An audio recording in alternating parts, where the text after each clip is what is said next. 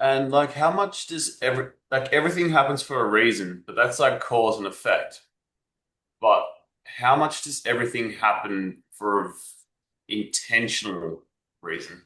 Like beyond just mundane cause and effect 100% of everything is intentional from spirit. from spirit, yes. And So is sorry. let's just say this. Every action that spirit puts on you, or you can say the matrix puts on you, causes you to respond in some way. The responses that you give back to the matrix or back to spirit determine the lesson, what you're going to learn, how you're going to learn, whether it's traumatic or not. So this is how you interpret the matrix system, is through lessons and experiences and so on and so forth. So every mark that God leaves on your path, whether that's a breadcrumb or whether that's a house that they drop in front of you as something that's substantial and would have left a mark if you were underneath it, that's determined by how you process that information and the event of the circumstance. And when you process things, you get rewards. Yes, you always are rewarded for processings. And that means integrations, that means healing traumas, that means healing um, your thoughts on certain subjects of your life. That means looking at something more optimistically rather than pessimistically, for example, and reformatting your brain and how you process information. All of these have rewards attached to them, every single one. Yeah.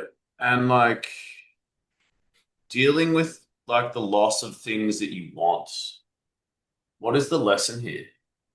Dealing with the loss of things that you want. It's a little bit vague. Did you want to add some details to it? Well, it's like, I mean, Jesus said, do not hang your heart or do not hang your heart, we'll say, with moth and dust doth corrupt. That's Moth and dust doth corrupt.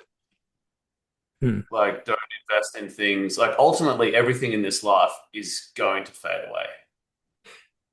Inevitably, yes, but not the light of your spirit. So you can only carry your spirit with you when you go, let's just say. You leave your soul So behind as well. yeah. Well, it's just like wanting things is a waste of time.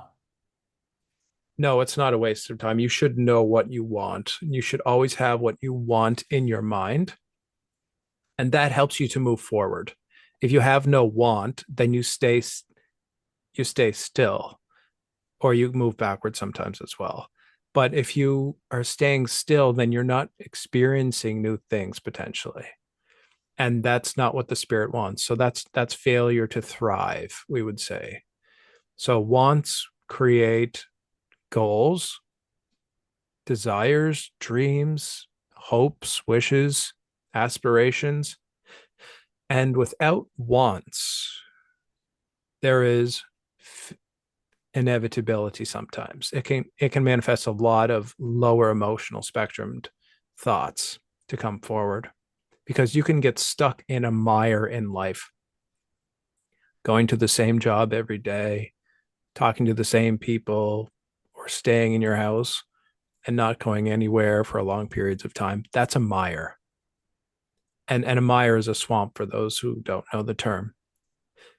And you can stay in a swamp for a long time, and the swamp will keep you there, and it's happy to have you, but you are most likely uncomfortable in a swamp unless you're a frog. And we don't Yes. want you to be a frog.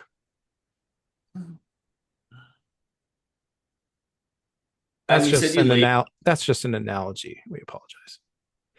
No, it's fine. And you said we leave our soul behind as well. Yes, that's true. Leave it where? You leave it in the system to which you just experienced, and it's recycled infinitely. So is it not your own? So like, what do you take? Do you take any part of your soul with you? You take the experiences with you. You take the memories of the experience as well. So the other memories, the soul, or what are the memories? The memories are part of the soul. Okay, But you, thanks. but you already know everything in spirit, so you don't need to take much with you. You can already do everything. You can already have everything. You know everything. You can go anywhere at any time. You can go everywhere at the same time. So you don't need anything when you're spirit. So you leave it all behind. Yes. And then can you pick it back up? Yes, you can. Okay, great. Thank you. Yes, you're welcome. Thank you, Nick. Larissa? Larissa, Greetings, Thea. greetings. I have some of the same questions as Nick on the soul, because that caught my attention when you said this your soul is left behind as well. Yes, So I tried to picture it. Is it like an energetic suit, or is it like, it's like that. Yes. Imagine this. Imagine you're at an arcade machine. Does anyone remember what those were like? yes, You have the joystick and you have two buttons. Now, when you put your quarter into the machine, you get to play the game for a period of time.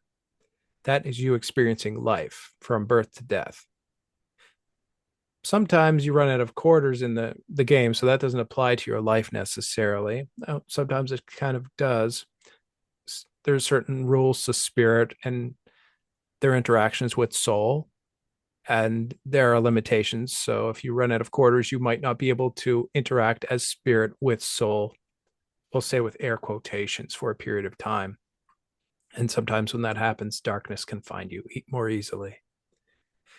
But when you leave the game, when you have finished playing the game, the arcade game, and you come back in a week and you come back to the mall and you put in another quarter, you play the same game, you play the same character if you want, or you can play a different character. That's how the spirit works. okay. And so when you said you could pick it back up again, is that each soul is different? So like maybe you leave this matrix, your soul stays here. So if you come back to this matrix, you pick up that same soul. Or you can pick up a completely different soul. That's up to you. Okay. But So, then if you go to another matrix, you have to use a different soul. yes. So you might say if you were playing Street Fighter as your game, then you can play Ryu or you can play Oh, Dalsim or Blanca or any character. And each one of these characters have different moves, different attributes. They look yes. different. So they work differently. They have different backstories, personalities, identities. Yes. Okay. Like, so like a skin, like they call them skins. Yes, that's called an avatar. Okay. So it's different than a skin then. It's the same thing, but it has a different Okay. name. Okay. Yes.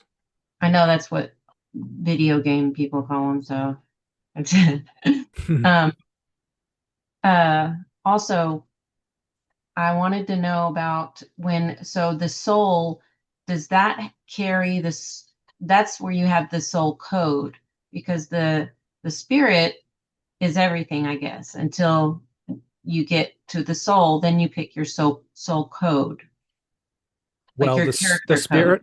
spirit is always everything forever infinity.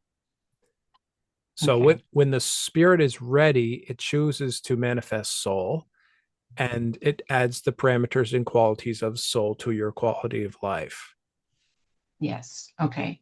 And that code, um, I was recently watching an archive where the codes were discussed, that code. Um, we do you have a different viewpoint on that code, different information that maybe you can add to, or is it pretty much, would you say what we were taught is what it is? Well, You you'll know? have to be more specific with this code. Is this your Okay. source code or your divine template or is this something else? Well, it's the they called it the spiritual stat line. So it had like strength, agility, wisdom, Yes. constitution. Yes. That's the same as choosing a Ryu or Ken or Blanca.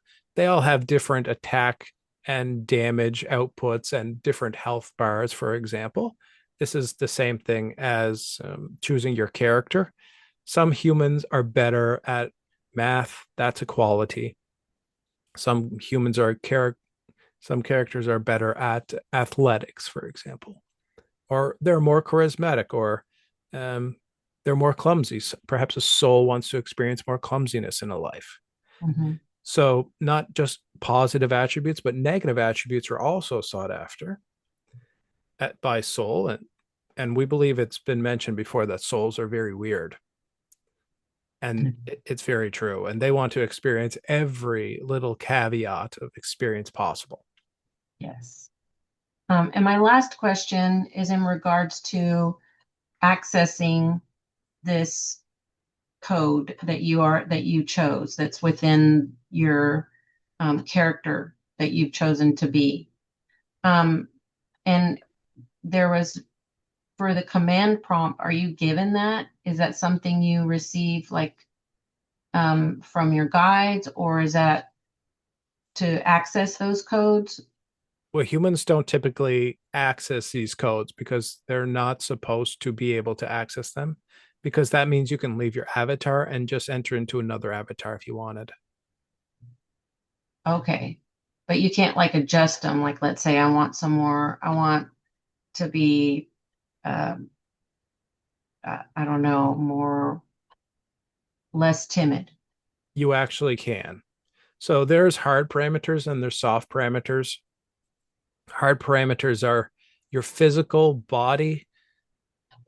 There's semi hard and there's so there's several different levels to this. You can understand this is a high dimensional thing.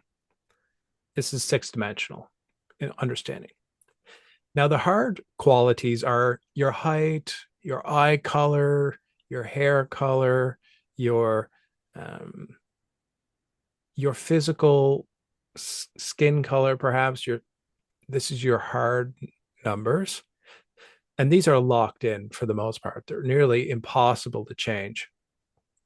However, there are semi-hard features like muscles, Mm-hmm. like your brain, your heart, your physical muscles and tissues. These can be transformed through hard work. The mind or brain transforms through study. The body transforms through challenge and struggles. And let's say go to the gym for simplicity. So these are semi-hard, changeable things. So these can be changed somewhat. And then there's very changeable things, let's just say for the third tier, even though there's many, many tiers. And they would be your thoughts, how you go about through life with your charisma. You can improve your charisma. You can improve your intelligence. You can improve your humor. You can improve many features like that, such as your wisdom, your constitution, all of these things, they can be improved. So, depending on how far down the scale from hard to very soft, you can adjust the very soft, and it gets harder to adjust as you get closer to hard. Yes. And I can see that. So if let's say that one was six dimensional, the command, do you need a command prompt at that stage or not? When you're six dimensional, you are the command prompt, and Right. every day of your life is essentially you playing with the model of the character that you want to have Okay. until you find the Right. perfect body for this game for you. Okay. All right. Thank you. Yes. We hope we haven't confused too much. It's quite complex to explain these things. Yes. Thank you. You're welcome. Thank you, Larissa. Thea, we got about 24 minutes to finish the class. And Yes. I have some questions. and Nick has some questions. Anyone else who has questions, please raise your hand. Thank you. So just just in addition to what Larissa and Nick asked about wondered about the code. Actually, I have questions about that part. I was looking at the leaf, a tree yesterday, and it goes the way, there are a lot of different trees. Can you elaborate what actually, like the way you elaborate the divine intelligence? I mean, uh, what actually determines the physicality of the trees? I mean, I understand there is DNA. Is there anything else? Invisible force. Yes, there are several forces, and functionality is one of these forces. The requirement of function to fulfill a particular niche or role in a system of balance. So certain types of trees have certain sized holes that they can have as they grow. As a branch breaks off and it creates a hole in the tree, that is a function that allows for certain sized birds to fly into them, or perhaps certain sized squirrels or chipmunks or reptiles to live in these holes. Now, depending on foliage and coverage and shade that's produced, that's another requirement. So trees play a very large part in part of the ecosphere, this balanced sphere of your reality that incorporates grasses and bushes and different plants and trees and shrubs, etc., and mushrooms.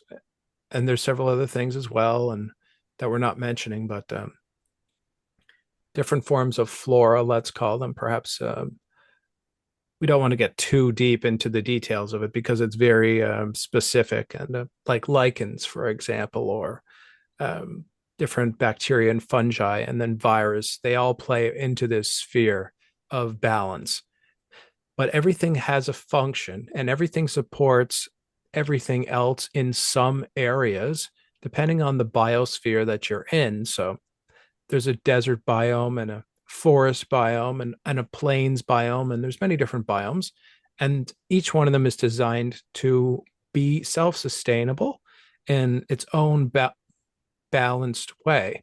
But when too many particles are removed, perhaps species go extinct, or they can be animals or they can be plants that go extinct in that particular biosphere, then it becomes incompatible with renewability and with sustainability, and it loses its balance.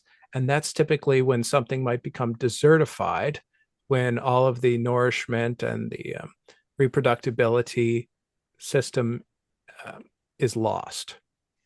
It becomes desert. Earth. Thank you for the elaboration. We are talking about the function, because I don't understand actually. Are you talking about uh the things like the entropy from the system, Quinterex? Is that right? It has to do with entropy. This is taking energy and reusing it and reforming it into different states. So Mm, you might say the tree lives its life, it provides shade, it is homes to many animals, it mm. absorbs chemicals and helps the planet to breathe. And when it dies, it becomes dead wood, and that's the next phase of its life. It's still alive, technically. Well, it's dead, but it still has a life cycle to live. So, for as long as the tree was alive, it may rot for. And that means that it has processes that certain bugs will endeavor and certain animals will endeavor to live through. As it breaks down, it becomes part of the soil, and it's as its energies leave it, it becomes part of everything else around it. So that's just how the entropy runs through the tree, and it rejoins with the rest of its reality. Can I understand as the program? It's been programmed, Yes. everything. My God.